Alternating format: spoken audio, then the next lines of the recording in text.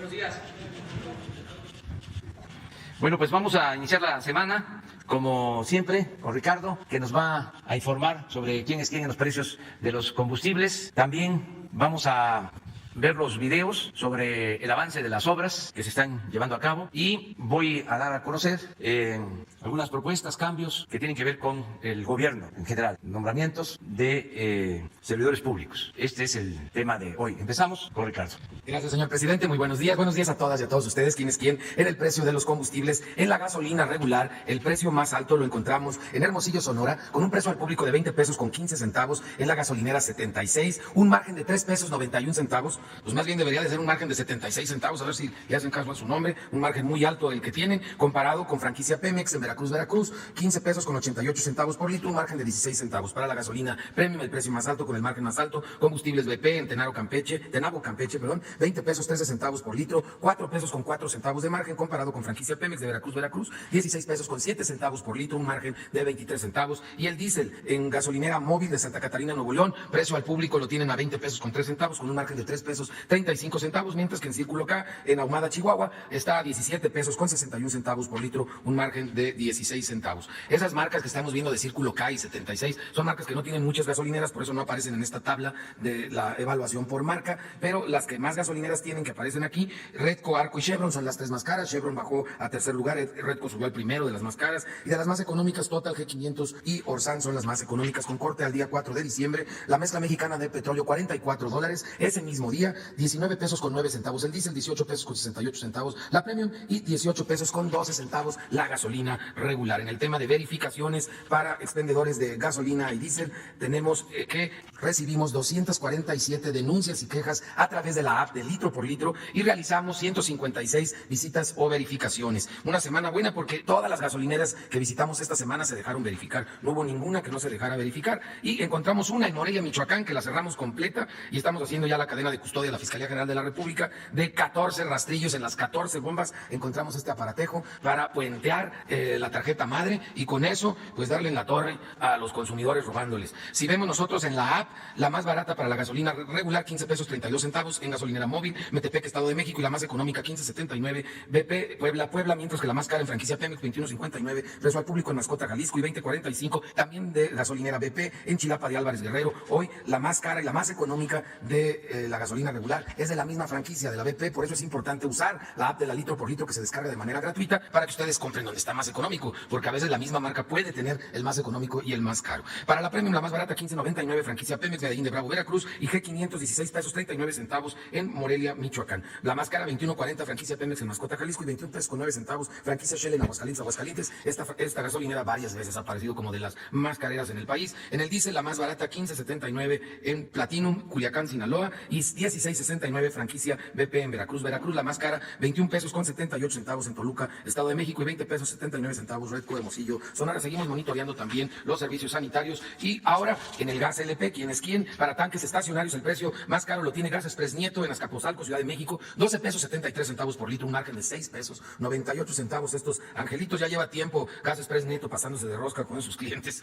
Y la más económica en contraste, Gas Modelo de Jilotepec en Coronel, Guanajuato, 8 pesos 51 centavos por litro, un margen de 1 peso 96 centavos. Ahí pueden ver claramente el contraste. Y nos vamos a cilindros de gas, donde Gas Express Nieto otra vez en Azcapotzalco, Ciudad de México, el precio más alto, 23 pesos 10 centavos por kilo, 11 pesos 92 centavos de margen. Ya bajen en los de Gas Express Nieto. Y gas de Oaxaca, en comparación, en Guadalupe, Etla, Oaxaca, 17 pesos con 40 centavos, un margen de 3 pesos 93 centavos. Estabilidad en los precios, como ha comprometido el señor presidente a lo largo de este año. Una ligera baja en las últimas semanas para el gas LP. Realizamos 49 verificaciones a expendedores de gas LP, 3 con infracción, 2 aquí, ahora alto, 2 no se dejaron verificar. Las 2 que no se dejaron verificar fue María Remedio Cetina Medrano en Tultitlán, México, y está en el poblado San Mateo de Cuautepec. Y Dunas Gas en Zumpango, México, en la carretera Zumpango a Pasco. En general, las que se dejaron verificar las encontramos en buen estado. Muchas gracias. Gracias, Ricardo. Vamos a los videos. La Secretaría de la Defensa Nacional informa los avances en la construcción del Aeropuerto Internacional Felipe Ángeles al 7 de diciembre de 2020. En la torre de control y servicios de extinción de incendios se realiza la construcción de muros laterales del simulador, así como el levantamiento de vestidores del área deportiva. En el estacionamiento y terminal intermodal de transporte terrestre se continúa con el armado de acero de continuidad entre traves y columnas. En las redes hidráulicas y sanitarias generales se ejecutan trabajos de excavación de cepas, colocación de tubería, el relleno y compactación de capas en cruce de vialidades. En la terminal de combustibles y red de distribución se lleva a cabo el izaje, montaje y soldadura del tanque vertical atmosférico 1, la nivelación y conformación de terraplén en vialidad central para instalaciones de apoyo a la aviación. En la pista y plataforma militar se realiza la construcción de la losa de concreto de alta resistencia en calles de rodaje, construcción de la subestación eléctrica y de canales para el drenaje pluvial. A la fecha se han generado 58.223 empleos civiles. Faltan 469 días de construcción. Gobierno de México. Es 4 de diciembre, estamos en el área de los edificios administrativos de la nueva refinería de Dos Bocas. Va el video de esta semana. Dentro de la primera etapa de construcción se han realizado los trabajos de pila y cimentaciones de los diferentes racks de tuberías y ya se han construido los pilotajes donde estarán soportándolas, tanto en las plantas de proceso como en los racks de integración que unirán las plantas químicas para la interconexión de los procesos de refinación, ubicados en los paquetes 1, 2, 3 y 4. Prácticamente estos racks actuarán como soporte donde 750 kilómetros de tubería de distintos diámetros conducirán los productos de servicio, intermedios y refinados para interactuar en las fases de proceso químico y llevar el producto terminado al área de almacenamiento. Mientras tanto, también continúan los trabajos de armado de acero, colocación de cimbra y vaciado de concreto de la superestructura de los tambores de toque, donde alcanzan 20 metros de altura actualmente. En el paquete 4 avanza la construcción de zapata y anillo de concreto en tanques verticales de tratamiento de aguas amargas y aminas. En lo que respecta a la área administrativa y de servicios, se avanza en la construcción de drenaje de los edificios, salvaguarda, contra incendios, mantenimiento y telecomunicaciones, así como en el montaje e interconexión de estructuras metálicas en edificios administrativos. El cuarto de control presenta un avance notorio en el habilitado en cimbra y acero en losa de cimentación y en el vaciado de concreto en muros perimetrales. Continúa la construcción de ductos de telecom, instalación eléctrica, hidráulica y sanitaria. Respecto al paquete 5, área de almacenamiento, se concluyó la construcción de las cimentaciones profundas de 44 tanques verticales y 31 esferas de almacenamiento. En tanques verticales se trabaja 4 en excavación, 4 en obra mecánica, 20 en proceso de relleno interior de anillo, 7 en armado de acero y colocación de cimbra y 8 en formación de capa de reparto. En tanques esféricos se trabaja 2 en excavación, 4 en cimbra y acero de cimentación, 7 en descabece de pilas, 7 en colado de plantillas y 1 en proceso de relleno de la base. En el acueducto y gasoducto ya se han instalado los primeros campamentos de obra para iniciar con las excavaciones respectivas. En materia de sustentabilidad, continúa el desarrollo de plantas de ornato y forestales en el vivero, las cuales se instalarán dentro de la refinería en el área de administración, áreas de recreo y áreas de derecho de vía. Tren Maya, reporte de avances, semana 16 de 157. En el tramo 1, finalizamos las labores de desmonte y desmontaje de vías para el primer subtramo. En el tramo 2, continuamos con los trabajos de corte y terraplén, desmontaje de vías y respaldo. Se trabaja en modalidad nocturna para compensar retrasos por condiciones climáticas. En el tramo 3, proseguimos con la adquisición de vías y realizamos labores de acompañamiento arqueológico en colaboración con el INA. Se avanza con obras de drenaje transversal y con los pasos vehiculares. En el tramo 4, avanzamos con las obras de terracería.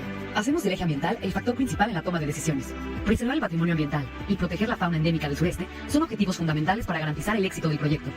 El Tren Maya integra el eje ambiental en cada decisión de infraestructura. Con la construcción del drenaje transversal, restablecemos la continuidad de la red de drenaje natural del terreno, a partir de 2 estructuras clave: alcantarillas tubulares de concreto y alcantarillas de marco. Estas estructuras permitirán evacuar adecuadamente el agua interceptada por la construcción, y además se diseñaron como estructuras que permitan el paso de vida silvestre. Emplear el sistema de drenaje transversal complementa la estrategia de pasos de fauna. Así, el Tren Maya integra soluciones innovadoras, eficaces y sostenibles para ejecutar medidas para cuidar el medio ambiente. El Tren Maya avanza.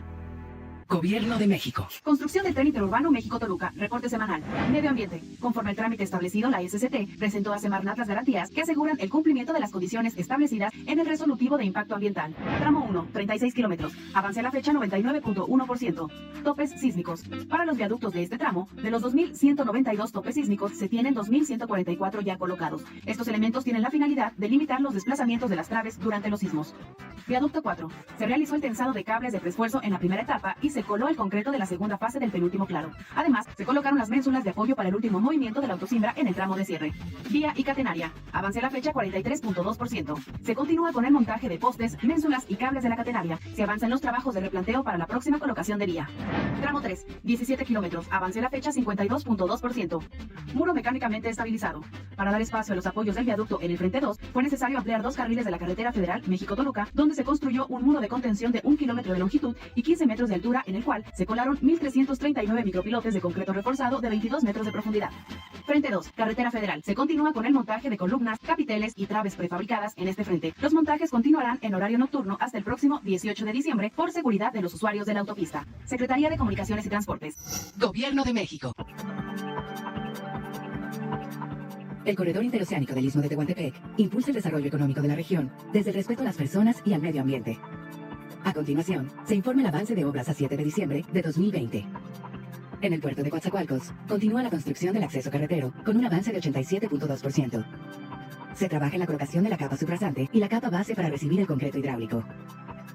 El dragado de construcción en la laguna de Pajaritos, que dará una profundidad de 34 pies a la zona de la nueva extensión de muelle, tiene un avance de 7.6%.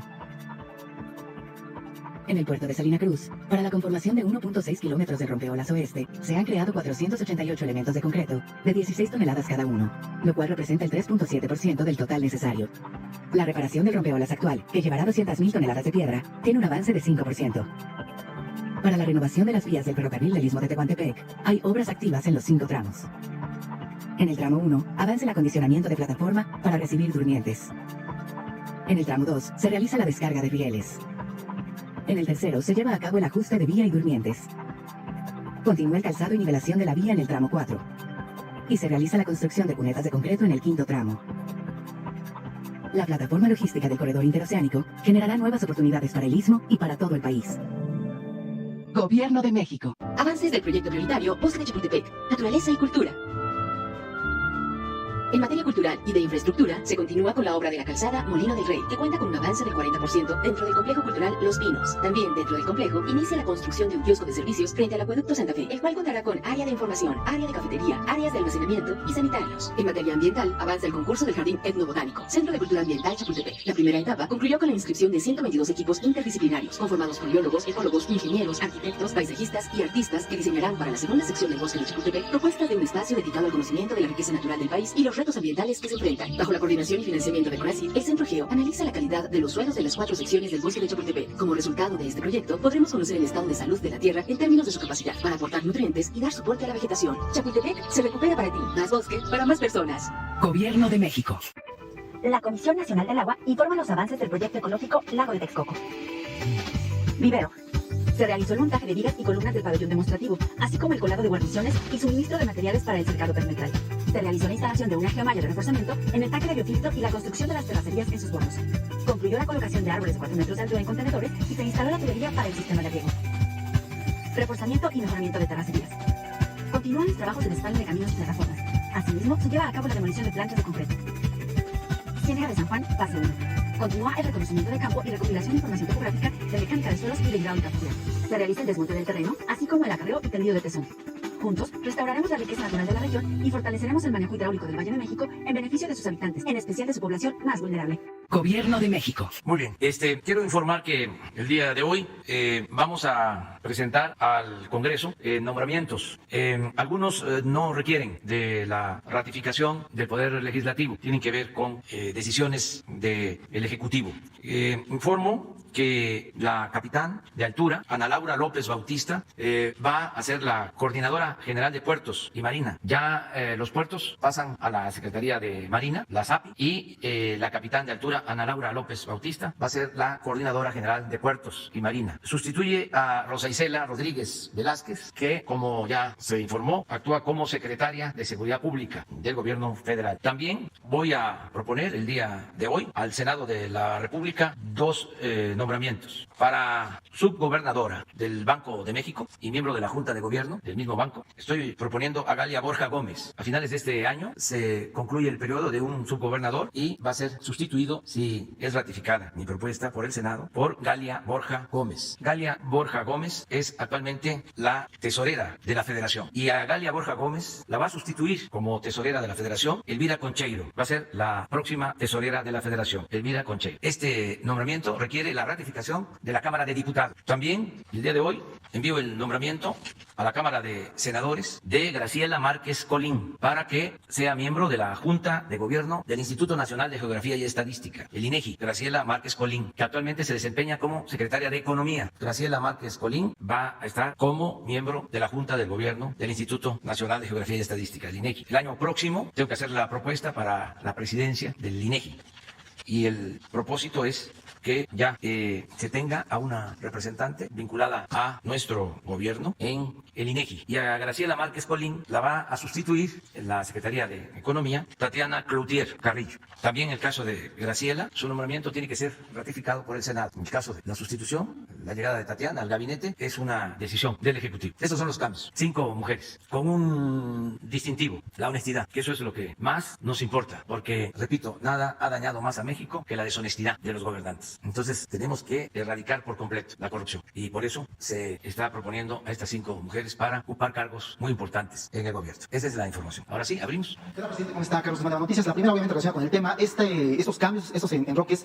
¿tienen también que ver con paridad de género? Pues sería la primera pregunta, obviamente. Y también también, en el caso de Tatiana Cloutier, ¿qué le hizo fijarse en ella? Bueno, no es una cosa que tenga que ver con la cuota, siempre lo he dicho, ¿no?, de género. Tiene que ver con la necesidad de tener en el servicio público a hombres y mujeres caracterizados por la honestidad. Entonces, las 5 mujeres tienen esa característica. En el caso de Tatiana, es una mujer con principios, con integridad, honesta, y va a ayudarnos para que se siga promoviendo la actividad económica en el país y se tenga buenas relaciones con el sector empresarial, con el sector obrero, se siga fomentando el comercio exterior. Ese fue el motivo por el que decidí nombrarla secretaria de Economía. Y rápidamente, 2 preguntas.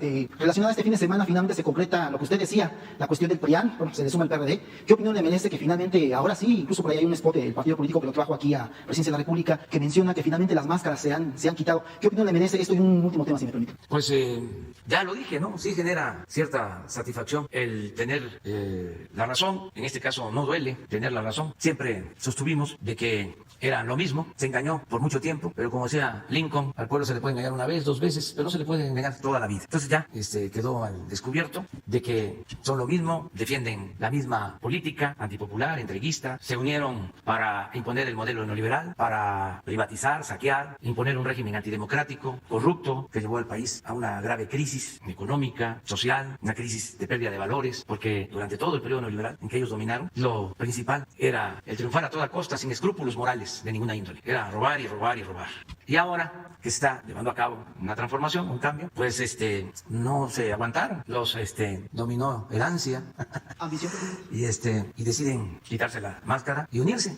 Es un hecho, la verdad, histórico, porque oficialmente se unen el PRI y el PAN. Antes se daba de facto la alianza, de hecho, pero ahora es legal, formal. Entonces sí es interesante, ¿no? Para incluso estudiosos de la ciencia política, en particular los estudiosos de la formación de los partidos políticos en México, en el mundo, los teóricos sobre partidos políticos, no solo Duverger, sino los estudiosos de México sobre la formación de los partidos. Ya murió uno de los mejores estudiosos del PRI, Luis Javier Garrido. Es una tesis de doctorado en Francia sobre el nacimiento del PRI. Todavía vive mi maestro Octavio Rodríguez Araujo, también estudioso de la formación de los partidos políticos. Ahora es maestro emérito de la facultad. Pero esto yo creo que no lo imaginaba así, porque se funda el Partido Comunista en 1919, si la memoria no me falla.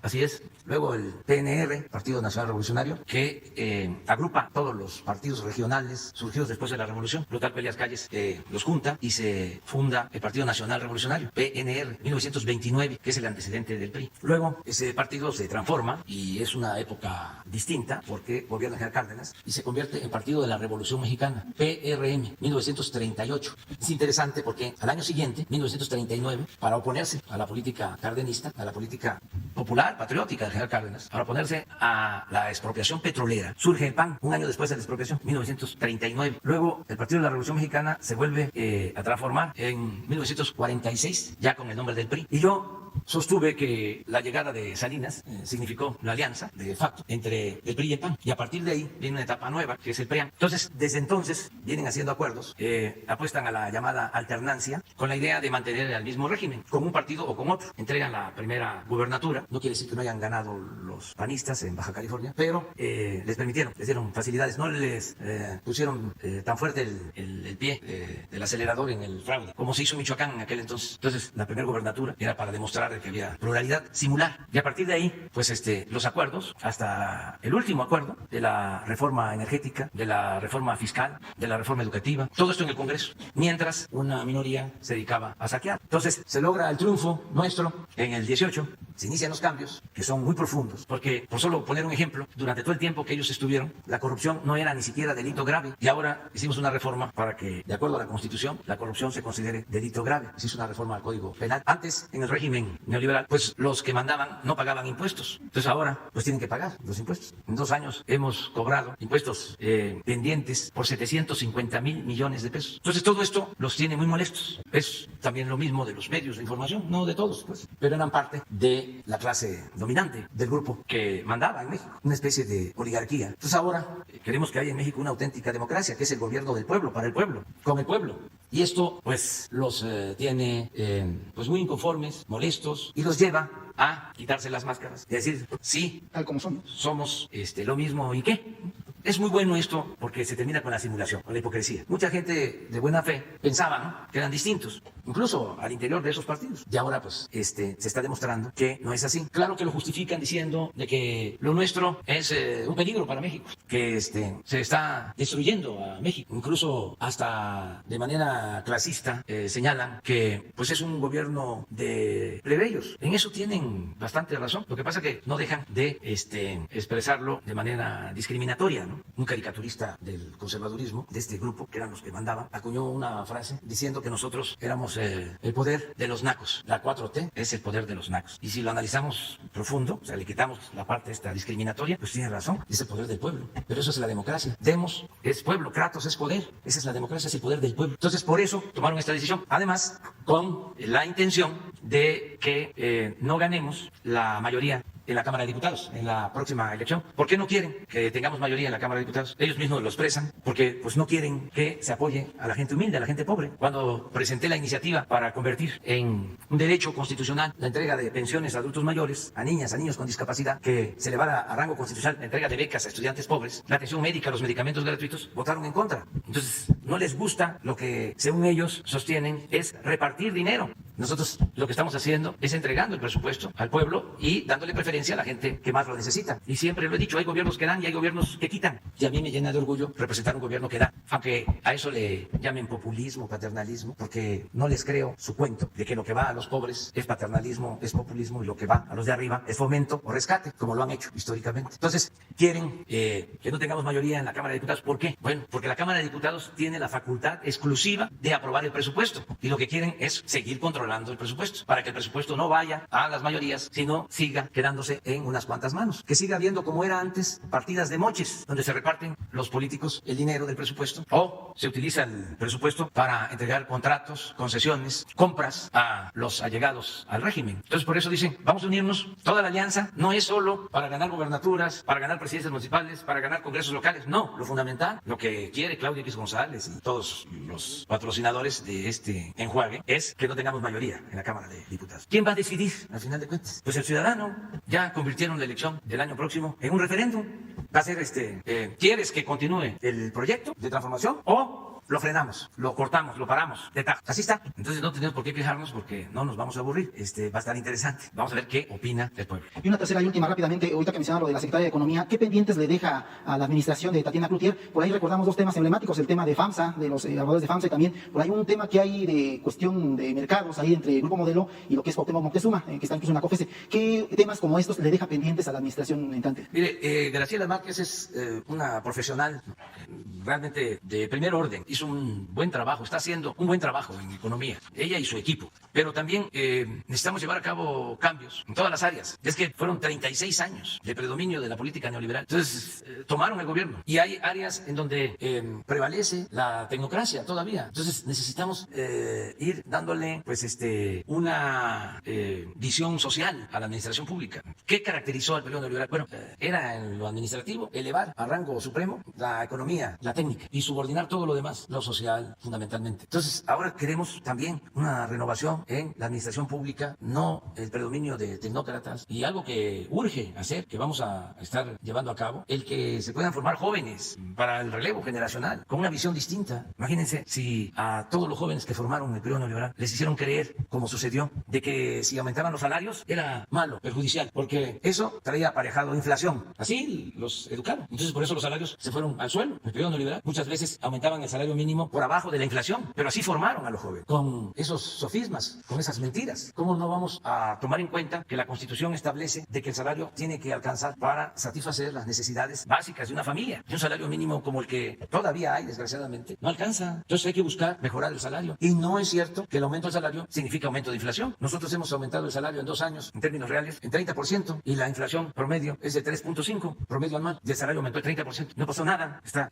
controlada la inflación. Entonces se requiere quede. Esto también corresponde atenderlo a las universidades, que también se volvieron muy tecnocráticas, neoliberales. Entonces, es una etapa nueva y hay que darle oportunidad a jóvenes con una visión distinta, ya no la misma concepción neoliberal, tecnocrática, privatizadora. ¿Cómo es eso de que era indispensable privatizar, entregar los bienes del pueblo, de la nación, a particulares? ¿Qué clase de política es esa? Si el gobierno tiene que procurar el bienestar del pueblo, la felicidad del pueblo. Pero bueno, son los cambios. Adelante.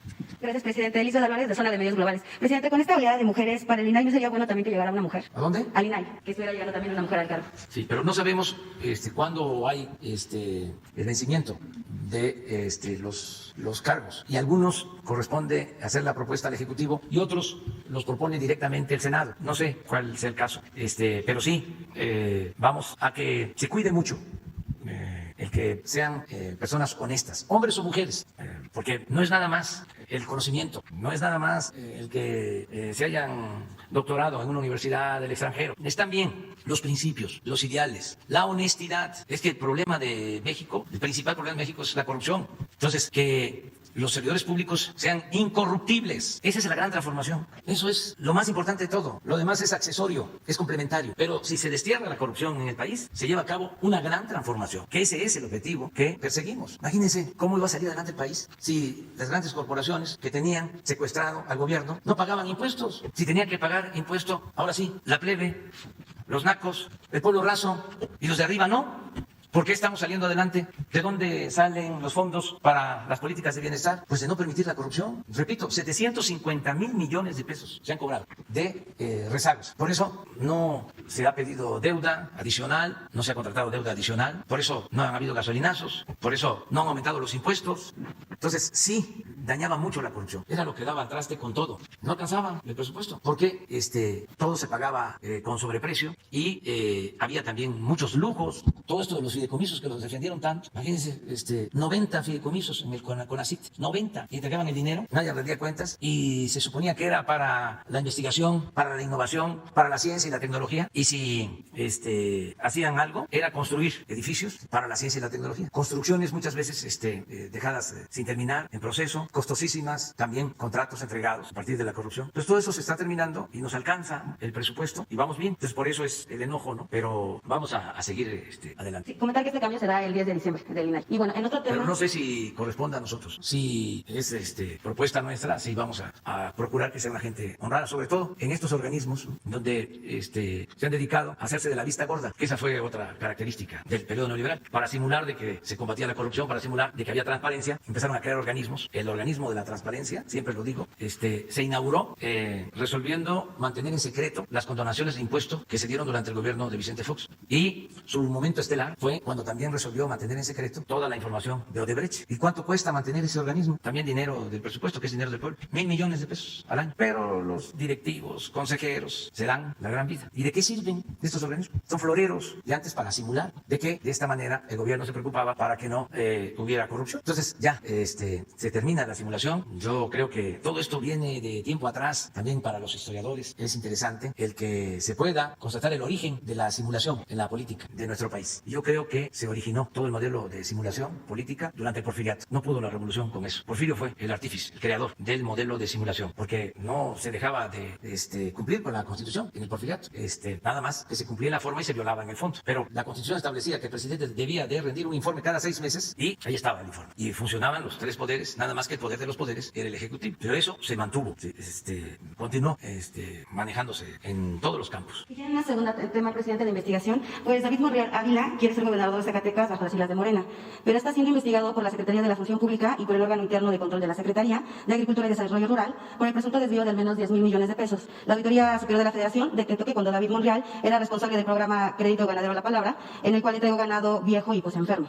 El presidente podría pedirle a la Secretaría de la Función Pública, Irma Erendira Sandoval, que podría venir a la mañana para darnos el estatus de esta investigación. Sí, se están haciendo todas las investigaciones, pero no dejemos de tomar en cuenta que hay elecciones. Entonces, se acusa a diestra y siniestra a los posibles candidatos. Esto sucede en todos los partidos. Entonces, que lo atienda la función pública, y existe la Fiscalía Anticorrupción, que se acuda a estas instancias, pero que se actúe con seriedad, que no haya politiquería, que no porque va a competir por un cargo y voy a aprovechar para tirarle lodo, porque en una de esas me puede ganar, entonces vamos a mancharlo. La verdad, eso no funciona, esa politiquería no tiene ningún efecto. Imagínense cuánto nos atacaron a nosotros, la campaña aquella de que yo era un peligro para México, que es parecido a lo de ahora, pero nadie había recibido tantos ataques cuando estaban los medios en su apogeo, sobre todo las televisoras, con la máxima de Goebbels, de que una mentira que se repite muchas veces se puede convertir en verdad. Entonces, peligro para México, peligro para México, peligro para México. Los mismos de ahora, sector empresarial, no todos los empresarios, sino los jefes, representantes, financiando los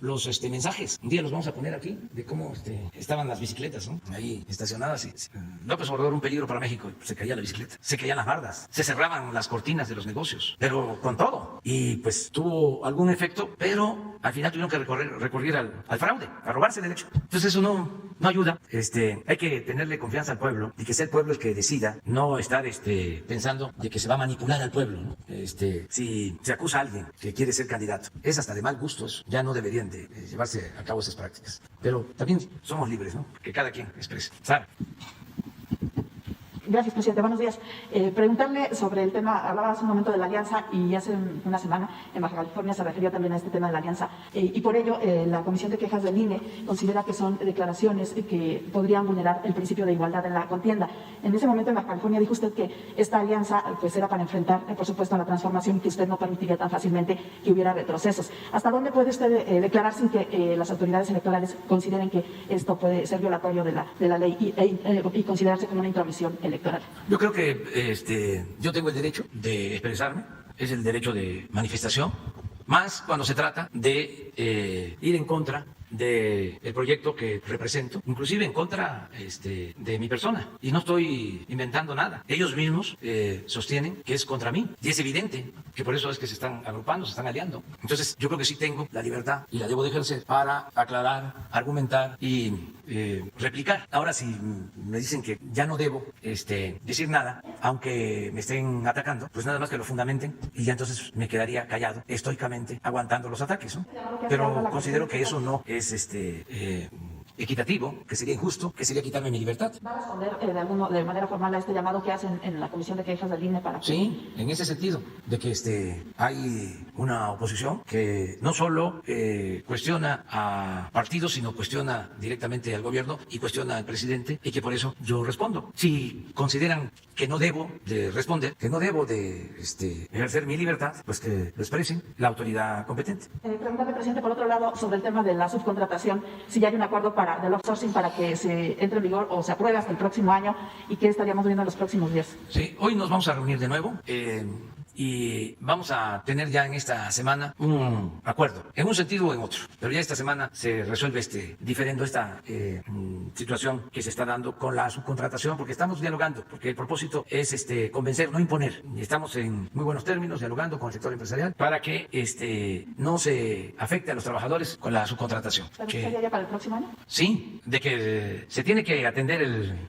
problema, eso no hay duda, porque se ha abusado de las normas actuales. No es posible que se despida a tantos trabajadores en el mes de diciembre de cada año solo para no reconocerles sus derechos laborales, sus aguinaldos, el reparto de utilidades y otras prestaciones. Eso no. Y además para no pagar también cuotas en el Infonavit, en el Seguro Social, todo lo que afecta a los trabajadores. Entonces eso no se puede permitir porque es una simulación y significaría complicidad de parte de nosotros, el saber que se está cometiendo un ilícito de que se le están violando derechos a los trabajadores y no hacer nada. No existe una oposición de parte de los empresarios. Ellos están de acuerdo en que no debe de haber estas injusticias. Lo que ellos quieren es que se pueda diferenciar entre los que necesitan esa subcontratación por la especialidad de algunas empresas y los que utilizan este mecanismo para afectar a los trabajadores. Entonces, eso es lo que estamos resolviendo. Gracias, presidente. Y finalmente preguntarle, ya Pemex informó de la cancelación de estos contratos de su prima. ¿A usted qué reporte le dieron? ¿Cómo fue que se otorgaron?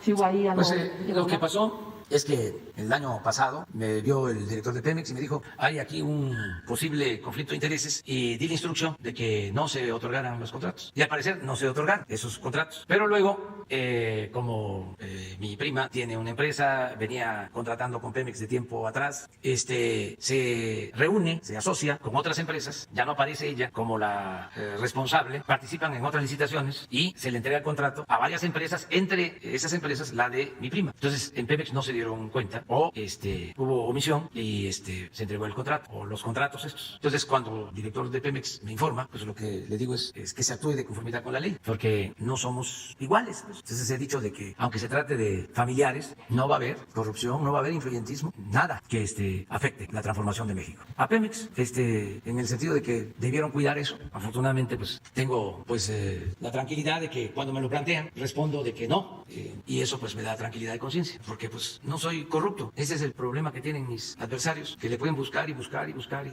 no me ha interesado el dinero. No es como ellos, pues puede ser un periodista, pero tienen la deformación o el gusto de vivir en residencias y de tener departamentos en el extranjero. Su Dios es el dinero, pues. Entonces yo no tengo esos gustos, nunca me ha interesado el dinero. También, para que nadie se ofenda, siempre digo que no todo el que tiene es malvado, porque hay quienes han hecho su patrimonio de conformidad con la ley, con su trabajo, incluso que invierten, generan empleos y merecen respeto. Pero hay otros que hacen dinero de la noche a la mañana al amparo del poder público. Yo estoy en contra de la corrupción, no estoy en contra de los empresarios. O sea, así de claro, de los verdaderos empresarios, porque hay quienes son traficantes de influencia, no son empresarios. Pero bueno, esa es la información. Señor presidente, muchas gracias, muy buenos días. Soy Ramsés Ancira, representante de corresponsal en México de Los Ángeles Press, periodista especializado en el tema de los derechos humanos y Premio Nacional de Literatura Testimonial Carlos Montemayor, por lo cual mis preguntas van enfocadas a ese aspecto y le agradezco mucho su respuesta.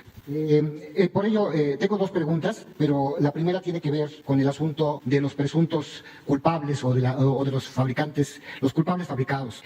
El Estado mexicano ha sido señalado en Naciones Unidas por detenciones arbitrarias, torturas y largas prisiones preventivas. Usted ha dado respuesta favorable en algunos casos, sin embargo las personas siguen en prisión. Uno de estos casos es el de George Curry Layón, que además de la opinión de la ONU en 2017, su gobierno, a través de la Secretaría de Gobernación, reconoció su inocencia en el año de 2019. Aún así, una juez sin ninguna evidencia lo volvió a sentenciar por un homicidio. O el hijo de la periodista Judith Valenzuela del Río, de Río 12, su hijo Rafael Méndez Valenzuela, quien siendo inocente ya cumplió su condena por delitos fabricados durante el gobierno de Calderón y sigue preso. A este joven lo tuvieron en el Estado de México 6 horas, quebrándole dedo a dedo hasta que se confesara culpable. Tenemos también el caso de Luis Salvador Escartín, que lleva 18 años en prisión, también con delitos fabricados, y ya se encuentra en tiempo de obtener beneficios de liberación, pero se los ha negado. Son muchos casos que están deteniendo la corrupción de los jueces. ¿Qué mensaje les puede dar a sus víctimas? ¿Habría la posibilidad del indulto presidencial? Los Ángeles Press no tiene los pelos de la burra en la mano, tiene los expedientes completos con pruebas científicas que ponemos a disposición de la Secretaría de Gobernación. Decía usted hace un momento, citando a Abraham Lincoln, que no se puede engañar a todo el pueblo todo el tiempo. Y es cierto. Sin embargo, la señora Isabel Miranda, por ejemplo, lleva 15 años engañando a las autoridades, presentando 2 actas de defunción de la misma persona, con 2 meses de diferencia, presentando una gota de sangre que corresponde a una mujer, haciéndola pasar por de hombre, una gota de sangre con el ADN Wallace, cuando después se descubre que el hijo no era hijo biológico de Wallace. En fin, una serie de cuestiones de impunidad que quisiera saber qué puede hacer la presidencia, porque sabemos del respeto por el poder judicial. Sin embargo, es uno de los poderes más corruptos del mundo, y en este país todavía se sigue siendo culpable hasta que se demuestre la inocencia. Muchas gracias, señor presidente. Sí, mire, este tema ya nos lo trataron la semana pasada. Vino la mamá del joven que está detenido. Creo que es el caso de una periodista de Sinaloa. Y se le pidió a la secretaria de Gobernación que atendiera este asunto. De nueva cuenta, segunda llamada, ¿sí? Para la Secretaría de Gobernación, que se atienda este asunto. Y te quiero pedir que con Jesús Ramírez se busque que hoy mismo te reciba la secretaria de Gobernación, porque a mí me importa mucho que haya justicia y que se atienda esto. Ya no quiero seguirlo escuchando, es decir, quiero que se resuelva. Y si no es posible legalmente, que venga aquí la secretaria de Gobernación y que explique por qué razones están detenidos quienes se ha demostrado son inocentes. ¿Te parece? Me parece muy bien, te quiero agradecer. No le voy a hacer la segunda pregunta porque pues nos ha dado mucha satisfacción esta respuesta que recibimos de usted, y pues solamente quisiera recomendarle, porque necesitaría 50 días, 50 conferencias de prensa para decirle de cada una de las personas del gobierno de Felipe Calderón y de Peña Nieto que están en prisión solamente con la prueba de la tortura. Desde Miguel de la Madrid se dijo que la confesión dejaba de ser una prueba válida para cualquier delito. Y sin embargo, sigue habiendo decenas o centenares de personas presas por haber sufrido torturas. Uno de esos casos, nada más, inventado por Miguel Ángel Mancera, es el caso Narvarte, donde es imposible que 3 jóvenes hayan cometido con tal brutalidad los crímenes, entre los cuales se encuentra el de un periodista, Rubén Espinosa, y solamente se da como prueba que haya tenido el número telefónico de una de las víctimas, este joven que era Abraham Torres Tranquilino, que había sido un joven que había querido servir al país y a la Ciudad de México, inscribiéndose como policía. Un culpable fabricado, poniendo a gritos de señoras en el reclusorio Oriente, diciéndoles que estaban violando a su madre y a su hermana. Entonces, hay mucho trabajo y quisiéramos que nos permita, como periodistas e investigadores, ponerlo a disposición de las autoridades correspondientes. Sí, quedamos en eso y yo espero un informe de la secretaria de Gobernación la semana próxima, ¿te parece? Pero hoy establezcan comunicación y que se vean estos asuntos.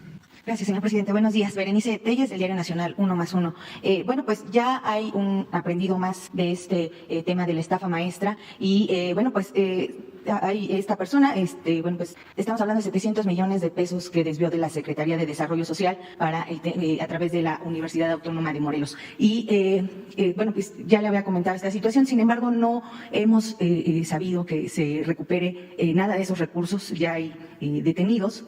Si usted tiene información con respecto a esto y si me permite una segunda pregunta. Pues no, es un asunto que tiene en sus manos la Fiscalía General de la República. Ellos están llevando a cabo todas estas investigaciones. A ellos les corresponde y a mí también me gustaría saber sobre la recuperación de los bienes. Si con todas estas investigaciones se han logrado recuperar bienes, si se ha logrado recuperar lo robado, que eso sí, por ley, debe de llegar al Ejecutivo.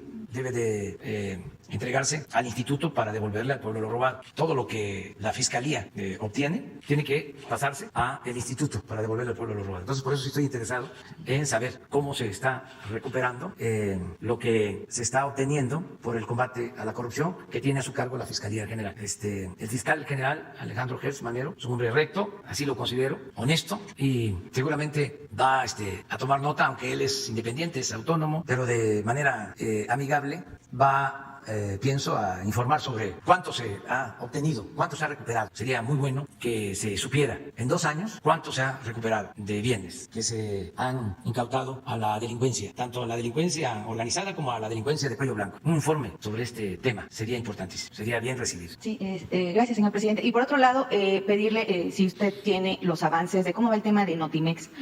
Bueno, pues ya los trabajadores, pues estamos a fin de año, no van a recibir aguinaldo, no han cobrado, están en una situación crítica, justamente estamos en pandemia, en crisis económica, entonces de verdad sí es importante saber qué está pasando con esta empresa del Estado. Me voy a informar y voy a darles a conocer cómo va lo del conflicto, la huelga en Notimex. Sí, están preocupados, muchos de ellos pues no van a recibir pues su aguinaldo, no tienen un salario, algunos están en resistencia, tienen campamentos y a la intemperie, entonces pues sí es importante que se resuelva esta situación, sobre todo para Ojalá se resuelva y vuelvo a hacer un llamado al diálogo, a que busquen un acuerdo. Es que se polariza tanto, ¿no? A veces, y hay ofensas de un lado y de otro, que ya se dificulta el diálogo, ¿no? El buscar un acuerdo. Por eso es importante tener en cuenta que se debe de perdonar. Está la Junta de Gobierno, presidente. Sí, y que se perdonen y que se llegue a un acuerdo, a un diálogo. Digo, a un diálogo y un acuerdo con compromiso. Eso es lo mejor. Pero bueno, ya vamos nosotros a informar. Se va a tener que hacer así si no se ponen de acuerdo. Creo que corresponde a la Secretaría del Trabajo, por ley. Eso es lo que se puede hacer. Ojalá y lo podamos hacer antes de la Navidad. Gracias, presidente. Buenos días. El viernes anterior, bueno, usted hizo un llamado urgente a la población, sobre todo a los capitalinos, para que no salgan de sus casas salvo lo indispensable. El fin de semana vimos que de alguna manera algunos escucharon el llamado, no sabemos si no les interesó, no sabemos si tenían urgencia, tal vez para hacer compras navideñas, pero sí lucieron algunas calles del centro histórico pues llenas de gente. Vimos también, por ejemplo, feligreses que pues no van a poder acudir a la Basílica de Guadalupe del 10 al 13 y lo están haciendo ahora, largas filas. Y también incluso, pues aficiones de fútbol que acudieron afuera de estadios a congregarse. ¿Cómo interpreta usted estas actitudes que están teniendo ante un llamado urgente?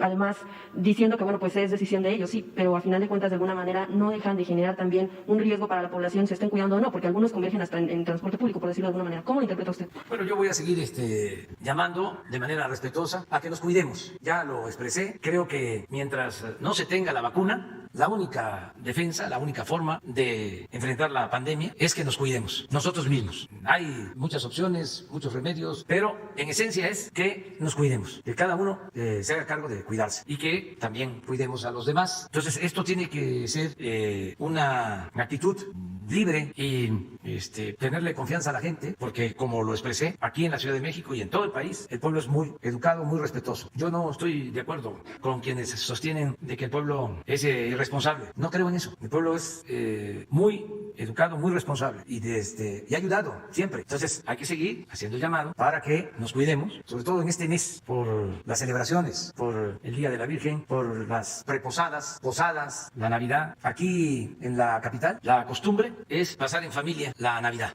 Nadie sale antes del 24 de la ciudad. Por eso, del 12 al 24, mero día de la Navidad, la Nochebuena, hay mucho tráfico, siempre, congestionamientos, tráfico. Ya el 25 ya es distinto, ya muchos salen, porque la mitad de los que vivimos en la capital somos de estados del país y tenemos familiares afuera. Entonces, ya el 25 sale mucha gente, no toda desde luego, pero ya se nota, del 25 hasta los Reyes, porque se pasan muchos el Año Nuevo en los pueblos de sus familiares o en los estados. Esa es la dinámica, vamos a decir. Entonces, estos días, hasta el 24, pues tenemos que cuidarnos mucho y no salir si no es indispensable, si no es importante, y que lo hagamos nosotros mismos sin que la autoridad lo prohíba. Por lo que menciona de la salida después del 24, entonces, pero más bien no sería recomendable que más bien no salgan de la Ciudad de México, precisamente por la condición en la que está el país. Es que depende de cómo actuemos cada quien. Si nos cuidamos, pues ya sabemos que no debemos de reunirnos con mucha gente, aunque sean familiares. Ya sabemos que debemos de mantener la sana distancia, ya sabemos que tenemos que lavarnos las manos, que tienen que haber medidas de higiene, todo lo que se recomienda, pero depende de nosotros. Yo no estoy de acuerdo con las prohibiciones, no creo en eso. Creo más en que la gente tome conciencia de que debemos de cuidarnos para no enfermarnos, que es mejor prevenir que curar, que es mejor prevenir que lamentar. Decirle también a la gente, tenemos camas, hay ventiladores, con mucho esfuerzo y fatiga están los médicos que han actuado con heroísmo, las enfermeras, pero no queremos que nadie se enferme, queremos evitar los contagios. Si lo que vimos el fin de semana se sigue repitiendo, el gobierno, ¿cómo debería de actuar ante eso? Yo no descarto que la gente se cuide, como ya lo hicieron al principio de la pandemia y como lo han hecho siempre. No creo en medidas extremas, porque entiendo el sentido de tu pregunta, decir, a ver, y si no hacen caso, entonces sí, pues no, porque sí van a hacer caso. ¿No avalaría que pase a rojo la Ciudad de México? ¿Mande? ¿No avalaría que pase a semáforo rojo la Ciudad de México? Es que si se tiene un pueblo consciente, solidario, fraterno, responsable, que sabe autolimitarse, no tengo por qué estar pensando en fatalidades, en extremismos, en que se va a requerir la fuerza. No. Hay otras formas. Este es un pueblo muy consciente, muy responsable, muy avispado, es un pueblo muy informado. Entonces, vamos a esperar y ayudemos todos, corriendo la voz de que hace falta de que nos cuidemos, que no nos confiemos, que la pandemia está activa, que hay contagios y que no queremos pérdidas de vidas humanas, que eso es lo que más nos duele, y que todos podemos cuidarnos, estar pendientes para que no haya contagios. O sea, y yo espero que sigamos adelante. Presidente, un segundo tema, en la población, parte de la población que fue afectada en Allende, Coahuila, con lo de la matanza hace unos años, recordarán, se había emitido una recomendación, se ofrecieron disculpas en esta zona por parte de la Secretaría de Gobernación, Olga Sánchez Cordero, pero hay personas víctimas que mencionan que esta recomendación número 10, en la VG diagonal 2018, no se ha cumplido a cabalidad. Saber si tienen ustedes algún avance de cómo va esta recomendación, si va a quedar pausada. Bueno, pues ya el próximo año se cumplen 10 años. Sí, vamos a pedirle a Alejandro Encinas que nos informe cómo va el cumplimiento de esta recomendación, de lo de Coahuila. Finalmente, nada más una presión sobre el tema de lo de outsourcing. Ya está por concluir el periodo de sesiones ordinarias. ¿Daría tiempo de que se enviara esta modificación de iniciativa o hasta el próximo periodo ordinario? Vamos a esperarnos, a ver qué resulta. Falta poco tiempo para que termine el periodo ordinario de sesiones, tanto en la Cámara de Diputados como en la Cámara de Senadores, pero es posible todavía que se analicen y en su caso se aprueben iniciativas que están pendientes. Todavía hay posibilidad. Los legisladores están actuando de manera muy responsable, están trabajando bastante y como faltan estas sesiones pueden avanzar. Vamos a esperar. Esta semana va a ser definitiva. Esta semana vamos a saber si alcanza para la aprobación de iniciativas que están pendientes, si es que se van a aprobar o no, o queda para el siguiente periodo ordinario. ¿Considera que es urgente para este periodo? Sí. Bueno, ¿cuál sería como urgente? Miren, a mí me importa, entre otras, me importa mucho que se apruebe la de las Afores, porque yo quiero que se corrija ese error que se cometió en contra de los trabajadores en 1997, cuando se aprobó esa ley para administrar las pensiones por empresas particulares sin considerar el deterioro que iban a tener los salarios. Y sí, creo que sería pues una gran injusticia el que empezaran a jubilarse trabajadores y que recibieran menos de la mitad de su salario. Imagínense toda una vida de trabajo para recibir menos de la mitad del salario. Si eso no se corrige, eso es lo que pasaría. Y no es para estar poniendo el dedo siempre, ¿no?, en estos temas, pero eso es fruto podrido de la política neoliberal. Es que se olvidan esas cosas. Y eso es lo que quieren que regrese. Y yo sí quiero que regresen, pero que regresen lo que se robaron. Nos vemos mañana. Adiós, adiós.